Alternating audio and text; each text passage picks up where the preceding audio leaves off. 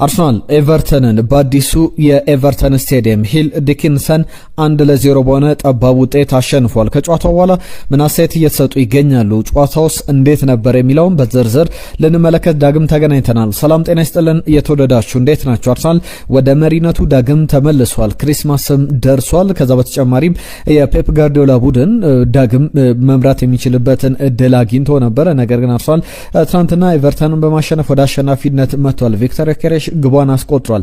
ስለ ቡካዮ ሳካ፣ ስለ ዴክላን ራይስ፣ ስለ ቪክተር ዮኬሬሽ፣ ስለ ማርቲን ኦዴጋርድ፣ ስለ ኖኒ ማዱዌኬ ሌሎችንም ጉዳዮች ስለ አርሰናል ቡድን ተጫዋቾች በስፋት እየተመለከተን እንቆያለን። ከዛ በተጨማሪም በዝውውር ጉዳይም አርሰናል አንድ ተከላካይ ምናልባት በጥር የዝውውር መስኮት ሊያመጣ የሚችልበት እድል አለ የሚሉ ዘገባዎችን እየተመለከተን እንገኛለን። ከጨዋታው በኋላ ምን አስተያየት ተሰጡ? ጨዋታውስ ምን አይነት መልክ ነበረው? ለአርሰናል ምን ያክል ወሳኝ ነበር የሚለውን በዝርዝር እየተመለከተን እየነገርናችሁ እንቆያለን። ሀሳቦቻችሁን ጻፉልን። ትናንትናም ግምቶቻችሁን ልካችሁልናል፣ መልእክቶቻችሁንም ተቀብለናል። መለስ ብለን እንመለከተዋለን። ሰብስክራይብ አድርጉ። ይህንን ቪዲዮ ላይክ አድርጋችሁ እንድትጀምሩ አስቀድሜ ላስታውሳችሁ። ትናንትና አንድ አድማጭ ብቻ ነው በትክክል መገመት የቻለው። በርከት ያሉ አድማጮቻችን መልእክቶቻችሁን ልካችሁልን ነበር። ግምቶቻችሁን ጨምሮ መልካሙ 3-1 በሆነ ውጤት አርሰናል ያሸንፋል ብሎ ነበረ። ከዛ በተጨማሪ ወንድሙ የጨዋታ የአርሰናል መሪነት ደረጃ ላይ ትልቅ ተጽዕኖ ያለው ነው ብሎ ነበር። በትክክልም ማንቸስተር ሲቲ ማሸነፉን ተከትሎ አርሰናል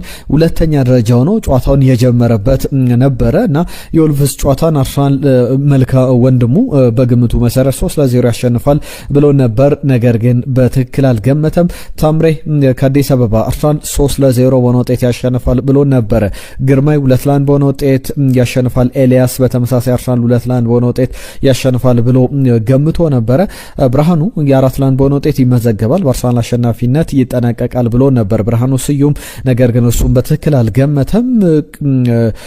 ኪዱ የተባለ አድማጫችን ኪዱ የተባለ ኢሜል ስም ላይ አርሰናል 3-0 ያሸንፋል ብሎ ነበረ። ዘውዱ የ2-0 ውጤትን ገምቶ ነበረ። ከዛ በተጨማሪ ነባ 2-0 በሆነ ውጤት አርሰናል ያሸንፋል።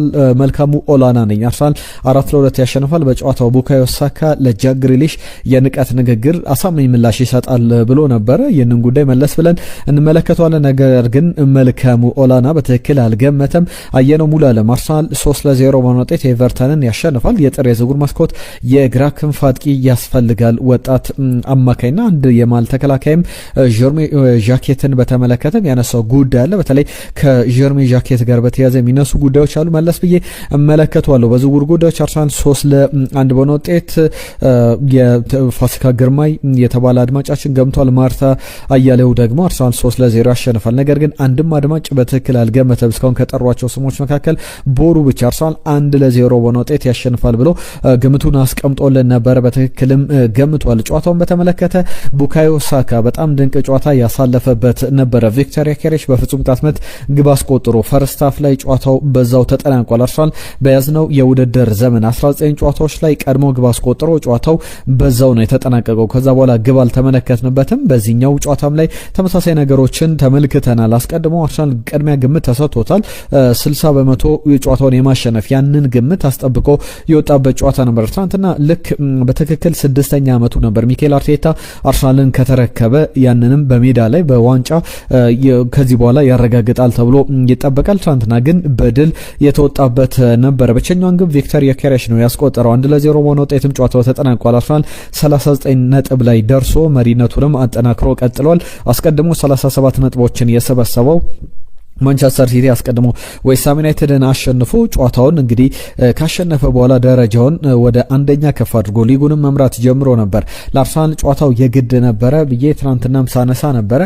ምክንያቱም ደግሞ የፔፕ ጋርዲዮላ ቡድን ማሸነፍ የሚችል ከሆነ ወደ መሪነት መምጣት ይችላል ስንል ነበርና ያንንም የተመለከትንበት ነበረ። ቪክተር ዮኬሬሽ ብቸኛውን ግብ ነው ያስቆጠረው። ባለፉት ተከታታይ ጨዋታዎች ላይ 6 ጨዋታዎች ላይ በሁሉም ውድድሮች ላይ ግብ አላስቆጠረም ነበረ። ከ6 ጨዋታ በኋላ ወደ ግብ አስቆጣሪነት ተመልሷል። በፍጹም ቅጣት ምት ቼልሲ፣ ብሬንትፎርድ፣ አስቶን ቪላ፣ ክለብ ብሩዥ፣ ወልቭስ እንዲሁም ደግሞ ኤቨርተን በተከታታይ እነዚህ ጨዋታዎች ላይ ግብ ሳያስቆጠር ወጥቶ ነበረ። ሚኬል አርቴታ ባለፉት 6 ዓመታት የኤፍኤ ካፕን ዋንጫ አሸንፏል። አሁን ዘንድሮ የዋንጫ ዓመት እንደሆነ ይጠበቃል። ነገር ግን በክሪስማስ ላይ አርሰናል 1992-93 የውድድር ዘመን ላይ ፕሪሚየር ሊጉ ከተጀመረበት ጊዜ አንስቶ 5 ጊዜ ፕሪሚየር ሊጉ መርቶ ያውቃል። ክሪስማስ የፈረንጆቹ ገና በደረሰበት ወቅት ላይ 2002-2003 የውድድር ዘመን፣ 2007-2008 የውድድር ዘመን ላይ አርሰናል እስከ ክሪስማስ ቢመራም ማንቸስተር ዩናይትድ የውድድር ዓመቱ መጨረሻ ላይ ሊጉን አሸንፎ አጠናቆ 2022-23 የውድድር ዘመን 2023-24 የውድድር ዘመን ደግሞ ማንቸስተር ሲቲ ዋንጫውን ያሸነፈበት ነበረ። ዘንድሮ ግን ያንን እድል አሳልፎ የሚሰጥ አይመስልም። በጨዋታው ላይ ብዙ ነገሮች መነሳት ይችላሉ። በአስቀያሚ መንገድ አርሰናል ያሸነፈበት ነበረ ብሎ መናገር ይቻላል። አንዳንድ ቁጥሮችን ግን እናንሳና በትክክል ስለ ጨዋታው ነጥቦች እናነሳለን። የእናንተን ግምቶችም ላኩልን። እንዴት ነበረ ከጨዋታው ጋር በተያዘ? ከዛ በተጨማሪ የጨዋታው ኮከብ ተብሎ ማን መመረጥ አለበት? የእናንተ የጨዋታው ምርጥ ተጫዋች ማን ነበረ የሚለውን አንሱልን። ጨዋታው ተቀይሮ ከገቡ ተጫዋቾች ጋር በተያዘም የምታነሷቸው ነጥቦች ካሉ መለስ ብለን እንመለከተዋለን። ቪክተር ዮኬሬሽ ትናንትና በፍጹም ቅጣት ምት ነው ብቸኛውን የአርሰናል የማሸነፊያ ግብ ያስቆጠረው። 2022-23 የውድድር ዘመንን በስፖርቲንግ ሊዝበን ከጀመረበት ጊዜ አንስቶ ባለፉት 19 የፍጹም ቅጣት ምቶችን በመታባቸው አጋጣሚዎች በሊግ ውድድሮች ላይ 17ቱን በስፖርቲንግ ሊዝበን፣ 2ቱን በእንግሊዝ ፕሪሚየር ሊግ በአርሰናል መለያ አስቆጥሯል። ከ19-19 ከ100 ያገኘበት ማለት ነው። ሁሉንም ፍጹም ቅጣት ምቶች አስቆጥሯል። ቀደም እንዳልኩት ነው አርሰናል ቀድሞ ግብ ካስቆጠረ ሁሉንም ጨዋታዎች ያሸንፋል። 19 ጨዋታዎች ላይ ቀድሞ ግብ አስቆጠረ። ትናንትናም 19ኛ ጨዋታ ነበር በያዝነው የውድድር ዘመን። አንድም ጨዋታ ላይ አልተሸነፈም። አንድም ጨዋታ ላይ ባቻ ውጤት አላጠናቀቀም። አርሰናል ከመራ ጨዋታው በዛ ይጠናቀቃል፣ አርሰናል ያሸንፋል ማለት ነው። ትናንትናም የተመለከትነው ያንን ነው። ከዛ በተጨማሪ በፍጹም ቅጣት ምት ነው አርሰናል ያሸነፈው። ከዚህ በፊት ለመጨረሻ ጊዜ 1-0 በተጠናቀቀ ጨዋታ በፍጹም ቅጣት ምትም አርሰናል ባሸነፈበት ጨዋታ ክሪስታል ፓላስን ነበር ማርቲን ኦዴጋርድ አስቆጥሮ ኦገስት 2023 ላይ በዛው 1-0 በሆነ ውጤት የተጠናቀቀው። በያዝነው ውድድር ዘመን ከሚኬል አርቴታ ቡድን ጋር በተያዘ ለዋንጫ የሚጠበቅ ቡድን ነው ስንል ነበረ። እንግዲህ ክሪስማስ ላይ ባለፉት የፕሪሚየር ሊግ የውድድር ዘመናት ፕሪሚየር ሊጉ እንደ አዲስ በአዲስ የውድድር ቅርጽ መደረግ ከጀመረበት ጊዜ ጀምሮ 2025-26 ለአርሰናል 5ኛ የውድድር ዘመን ነው ሊጉን እየመራ በክሪስማስ የሚያጠናቅቅበት ማለት ነው። የፈረንጆቹ ገና ከቀናት በኋላ ይከበራል። ቀጣይ ከሚደረገው የብራይተን ጨዋታ አስቀድሞም ደግሞ ክሪስታል ፓላስን ይገጥማልና እነዚህ ጨዋታዎች በጣም ወሳኝነት አለው። የፌስቲቭ ፔሪድ ጨዋታዎች በደንብ ተጀምረዋል። በጣም አጓጊ መርሃ ግብሮች ይጠበቃሉ። ስለ ጨዋታዎቹ በስፋት መለስበታለሁ። ትናንትና ቡካዮ ሳካ የጨዋታው ኮከብ ተብሎ ተመርጧል። ቃለመጠይቅ እያደረገ ባለበት ሰዓት ላይ ሁለቱም በጋራ ቆመው ነበረ፣ ቪክተር ዮኬሬሽና ቡካዮ ሳካ። ከዛ በኋላ ቪክተር ዮኬሬሽ ለቡካዮ ሳካ አንድ ጥያቄ ያቀርብለታል። ቤት ክፍት ቦታ አለ ወይ? ይህንን የጨዋታው ኮከብ ተብሎ የተሰጠ ሽልማትን ማስቀመጫ ብሎታል። በተደጋጋሚ የጨዋታው ኮከብ ተብሎ ይመረጣል። ለምሳሌ በባለፈው የወልቭስ ጨዋታ ላይ ቡካዮ ሳካ ነበር የጨዋታው ኮከብ የነበረው። ትናንትናም ለዛ ነው እነ ኖኒ ማዱዌኬ እነ ኤብሬቼዜ በነበሩበት ስብስብ ላይ ቅያሬ ለማድረግ ሚኬል አርቴታ ያልደፈረው በጣም ጥሩ ብቃትን ሲያሳይ ነበረ። ጋዜጠኛው ቪክተር ዮኬሬሽን በጣም ፓወርፉል የሆነ ሾት ነበረ ፍጹም ቅጣት ምቱ ሲለው ነበረ። እኔ ሁልጊዜ እንደዚህ ነኝ የማደርገው የሚል አስተያየቱን ሲሰጥ ነበረ። ከዚህ በፊት በፍጹም ቅጣት ምት ላይ የካቨርስን ጉዳይ ማንሳት የግድ ይለናል። ካቨርስ ከግብ ርቆ ብዙ በቆየበት በተቸገረበት ሰዓት ላይ ለሳምንታት ለወራት ግብ ሳያስቆጥር ቆይቶ ነበር። ፍጹም ቅጣት ምት አርሰናል ሲያገኝ ማርቲን ኦዴጋርድ ፍጹም ቅጣት ምቱን ለካቨርስ ሰጥቶት ነበር። በተደጋጋሚ ባለፉት 5 ጨዋታዎች ላይ ግብ ያላስቆጠረው ቪክተር ዮኬሬሽ ወደ ግብ እንዲመለስ በእርግጥ በጉዳት ምክንያት ያልነበረባቸው ሳምንታት ነበሩ። ለቪክተር ዮኬሬሽ ፍጹም ቅጣት ምቱን እንዲያስቆጠር ሰጥቶት ማርቲን ኦዴጋርድ ፍጹም ቅጣት ምቱን ቪክተር ዮኬሬሽ አስቆጥሮታል። ሚኬል አርቴታም ከጨዋታው መጠናቀቅ በኋላ እንደዚህ አይነት ሞመንቶች ማርጂኑን ማስፋት የምንችልበት አጋጣሚ ነው፣ ያንን መጠቀም አለብን የሚል አስተያየቱን ሰጥቷል። ከፍጹም ቅጣት ምቱ ጋር በተያያዘ ኦነርሺፑን ወይም መብቱን በሜዳ ላይ ሰጥቻችኋለሁ፣ በሜዳ ላይ ምርጡ መቺ ደግሞ ቪክተር ዮኬሬሽ ነው፣ ያንን ወስኗል፣ ለዛም አሸንፈናል የሚል ነገር አንስቷል። ቪክተር ዮኬሬሽ ከፍጹም ቅጣት ምቱ ጋር በተያዘም ከሌሎች ጉዳዮችም ጋር በተያዘ የሰጣቸው አስተያየቶች አሉ። በተለይ ደግሞ ከሲስተሙ ጋር በተያዘ መላመድ አለብኝ፣ በሲስተሙ ፊት ማድረግ አለብኝ፣ ያንን እየሞከርኩ እገኛለሁ ብሏል። ከሳካ ጋር በተያዘ በጣም ወሳኝ ነገር አንስቷል። የቡካዮ ሳካ አስተያየት በጣም የሚደነቅ ነው። በጣም ትኩረት ሊሰጠውም የሚገባ ነው። ቡካዮ ሳካ ምንድን ያለው ከጨዋታው መጠናቀቅ በኋላ ማንቸስተር ሲቲን አንመለከትም፣ የትኛውንም ቡድን ወደ ታች ዝቅ ብለን አንመለከትም፣ ጨዋታዎቻችንን ማሸነፍ ከቻልን ማንም እንደማይደርስብን መሪነታችንንም ማጠናከር እንደምንችል እናውቃለን፣ ስለዚህ እሱ ላይ ትኩረት እናደርጋለን የሚል አስተያየቱን ሰጥቷል። ከጨዋታው መጠናቀቅ በኋላ አርሰናል እንግዲህ ባለፉት 12 ጨዋታዎች ወደ ኤቨርተን ስቴዲየም ሄዶ ማሸነፍ የቻለው 3 ጨዋታዎችን ብቻ ነበረ። በተለይ ደግሞ በቅርብ ጨዋታዎች ላይ ከ7 ጨዋታዎች 1 ጨዋታ ብቻ ነው ማሸነፍ የቻለው። በ4ቱ ተሸንፏል፣ በ2ቱ ደግሞ ያቻ ውጤት አስመዝግቧል። በ12 ጨዋታዎች ደግሞ 3ቱን ብቻ ነበረ ማሸነፍ የቻለው። ትናንትና ግን በአዲሱ ሂል ዲኪንሰን ስቴዲየም ሚኬል አርቴታ ስለ ስቴዲየሙ ተጠይቆ ነበር። እድሉን ካገኘውማ ልናገር አለና በጣም የሚገርም ማራኪ ስቴዲየም፣ በጣም ልዩ ስቴዲየም ነው የገነቡት በሚል ለኤቨርተኖች አድናቆቱን ገልጿል። በጣም ዘመናዊ የሚባል ስቴዲየም እንደተገነባ መናገር ይቻላል። ያንንም የተመለከትንበት ነበረ። ከዛ ውጪ በጣም ወሳኝ ጨዋታ ነው። ሁል ጊዜ ቆንጆ በሆነ መንገድ ጨዋታዎችን ማሸነፍ ላይጠበቅ ይችላል። ቦጊ የሚባል ስቴዲየም ነው። በጣም ከባድ ስቴዲየም ነው። አዲሱ ስቴዲየም የኤቨርተን ስቴዲየም ጉዲሰን ፓርክ የቀጠለ የሆነ አይነት ድንቅ ድባብ ያለው ስቴዲየም ነው። ለደጋፊውም ብቻ አይደለም፣ በሜዳ ላይ ደጋፊዎች ከሚያሳዩት ድጋፍን በተጨማሪ ተጫዋቾችም በትልቅ ተነሳሽነት ጨዋታቸውን የሚያደርጉበት አይነት ስቴዲየም ነው። በዚህ ስቴዲየም ላይ ተጉዞ አርሰናል ማሸነፍ በጣም ወሳኝ ነው። ከዚህ በፊት የሚሰጡ አስተያየቶች አሉ። አርሰናል ትልልቅ ቡድኖችን እያሸነፈ አይደለም በያዝነው የውድድር ዘመን ይባላል። በተደጋጋሚ ምን ላይ ሰጥቼበታለሁ ቁጥሮችን እያነሳው። ለምሳሌ የትናንትናው ጨዋታ ትክክለኛ ምልክት ነው። የአርሰናል ጨዋታ ሳይሆን የቼልሲ ጨዋታ። ቼልሲ ወደ ሴንት ጄምስ ፓርክ ሄዶ ባቻ ውጤት አጠናቋል። ማንቸስተር ሲቲም በሴንት ጄምስ ፓርክ ዘንድሮ ማሸነፍ አልቻለም። አርሰናል ብቻ ነው ሴንት ጄምስ ፓርክ ላይ ሄዶ ማሸነፍ እየቻለው። ስለዚህ እንደዚህ አይነት ቡድኖች የሚቸገሩባቸው ስቴዲየሞች ባሉባቸው የእንግሊዝ ሊጎች ላይ አርሰናል ግን መሪነቱን አጠናክሮ ቀጥሏል። በሎስት ኤክስፔክትድ ጎል በጣም ዝቅተኛውን ኤክስፔክትድ ጎል አጌነስት ኤክስጂ አጌነስት በማስመዝገብ አርሰናል አሁንም ሊጉን እየመራ ይገኛል። ኦልሞስት በጣም ልዩነቱ በጣም ሰፊ ነው። 12.50 ኤክስፔክትድ ጎል አጌነስትን አስመዝግቧል አርሰናል። ብዙ የግብ ሙከራዎች የሚያስተናግድበት ምጣኔ ማለት ነው። እነዚህ ሜትሪክሶች በጣም መለኪያዎች በጣም ወሳኝ ናቸው። ኒውካስል ዩናይትድ ወደ 18.99 ወይም 19% ኤክስፔክትድ ጎሎች ያሉት የማንቸስተር ሲቲን ስንመለከት 19.53 ኤክስፔክትድ ጎሎችን አጌነስት ይመዘገብበታል። አርሰናል በጣም በእጅጉ ትንሹን ኤክስፔክትድ ጎል ያስመዘገበ ቡድን እንደሆነ መናገር ይቻላል። በጣም ትራዲሽናሊ በጣም ከባድ የሚባሉ ስቴዲየሞች አሉ። ትናንትናም በዚህ ስቴዲየም ላይ ፒየር ኤንካፒ እና ዊሊያም ሳሊባ ጥሩ ጥምረት አሳይተው በጥሩ ደረጃ ጨዋታውን 1-0 በሆነ ውጤት አርሰናል 3 ነጥብና ክሊን ሺት ይዞ ከዚህ ከኢል ዲኪንሰን ስቴዲየም ተመልሷል። በጣም ወሳኝ ጨዋታ ነበረ። ትናንትና ትሮሳርድ በጨዋታው ላይ መጀመሪያ ተሰላፊ ነበረ።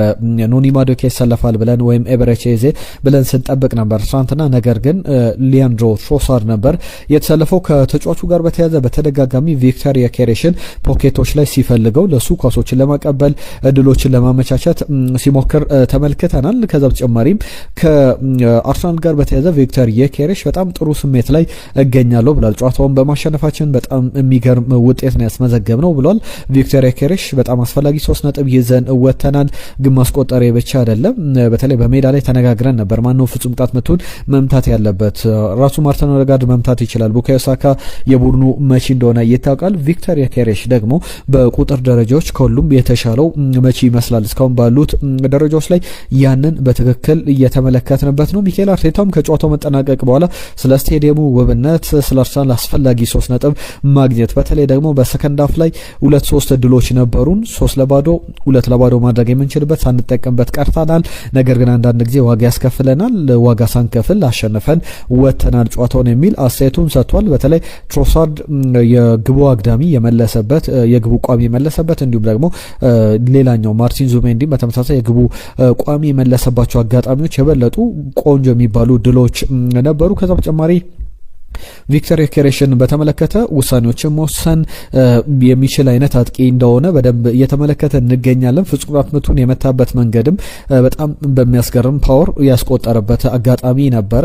የሚኬል አርቴታም ለሱ መሰጠቱ ትክክል እንደነበረ ተናግሯል። ከጨዋታው ጋርም በተያዘ ጨዋታውን እንዴት ማድረግ እንዳለብን የተመለከትንበት ነው። ጨዋታ ማቀዝቀዝ ሲገባን ማቀዝቀዝ፣ ማፍጠን ሲገባን ማፍጠን እንዳለበት በደንብ ተመልክተንበታል የሚል አስተያየቱን ሰጥቷል። በእርግጥ ከአርሰናል ጋር በተያያዘ ዘንድሮ እኔ በግሌ አቶታል ከምላቸው ነገሮች መካከል ባለፉት ዓመታት በአውሮፓ ትልልቅ አሰልጣኞች እነ ሲሞኔ ኢንዛጊ እነ ዲየጎ ሲሞኒም እነ ፔፕ ጋርዲዮላም የሚጠቅሱት ነገር አለ። የአርሰናል በአውሮፓ ምርጡ ከዚህ ከኳስ ውጪ አውት ኦፍ ፖሴሽን ምርጡ ቡድን ነው። ከኳስ ውጪ ኳስን ሳይዝ ጨዋታ መቆጣጠር የሚችል አይነት ቡድን ነው ብለው ይገልጹት ነበር። ዘንድሮ ግን ያንን በመጠኑም ቢሆን ተዳክሞ ተመልክተናል። ትናንትና ትንሽ መሻሻሎች አሉ። እንዴት ተመለከታችሁት? የእናንተን ሀሳብ ጻፉልን። ነገር ግን አሁንም ከዛ የተሻለ ለቅ ያለ ነገሮችን እንመለከታለን ብለን እንጠብቃለን። የሚኬል አርቴታ 6ኛ ዓመት ላይ የተደረገ በጣም አስፈላጊ ጨዋታ ነበረ። በዚህ ጨዋታ ላይ እንግዲህ ሚኬል አርቴታ መሪነቱን አስጠብቆ መቀጠል ችሏል። ስለ ቀጣይ ጨዋታዎች እናንሳ። የዝውውር ጉዳዮችንም ጠቀስ አድርጌ አልፋለሁ። ከቀጣይ ጨዋታዎች ጋር በተያያዘ ሊነሱ የሚችሉ ጉዳዮች አሉ። ባለፉት ቀናት ላይ የአርሰናል ከባድ ጊዜያት ላይ ለምሳሌ ባለፈው ዓመት ከኤቨርተን ጋር በዚህ በጉዲሰን ፓርክ የተደረገው ጨዋታ ባቻ ውጤት ነበር የተጠናቀቀው።